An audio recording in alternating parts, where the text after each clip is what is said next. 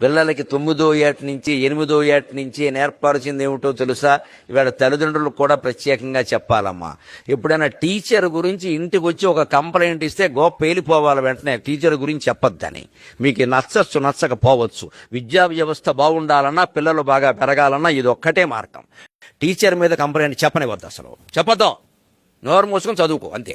ఎవరో భయంకరంగా కొట్టేసే టీచర్లు ఉంటే వేరే విషయం, అది మనం వెళ్తాం. సర్లేరా నేను చూస్తానులే అని చెప్పి మనం వెళ్ళి అడగాలి. వీళ్ళని తీసుకుని వీళ్ళ ముందు టీచర్ని నిలబెట్టి మాట్లాడుకోవడం.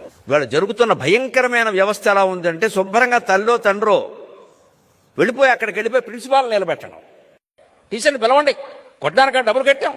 ఇలా మా నాన్న మా అమ్మ మాట్లాడకపోవడం వల్ల ఇవాళ ఇన్ని వేల మంది ముందు నేను మాట్లాడగలుగుతున్నాను. నమస్కారం మీకు అందరికీ, నమస్కారం. 6వ తరగతిలో మా మాస్టర్ ఒక ఆయన నన్ను కొడితే ఇంటికి వెళ్ళి చెబితే ఏ చెంప మీద కొట్టాడని మా నాన్నగారిని అడిగి 2వ చెంప ఆయన బగల కొట్టాడు. ఇంటికి వచ్చి చెబుతున్నావా అని. మళ్ళీ అప్పటి నుంచి ఎప్పటి వరకు ఏం చేసినా ఎవరికి చెప్పుకోలేదు, కొడతారేమో. తండ్రి ఇచ్చిన ట్రైనింగ్ అటువంటిది. టీచర్ మీద నేరం చెబుతున్నావు నువ్వు, ఇది శతకం. నచ్చదు, ఈవేళ అసలే నచ్చదు చాలా మందికి. ఆ టీచర్లు ఏమన్నా గొప్పవాళ్ళే ఖచ్చితంగా. మనం వీడికి నేర్పాలంటే పిల్లాడికి ఖచ్చితంగా, మన పిల్లడదే తప్పది.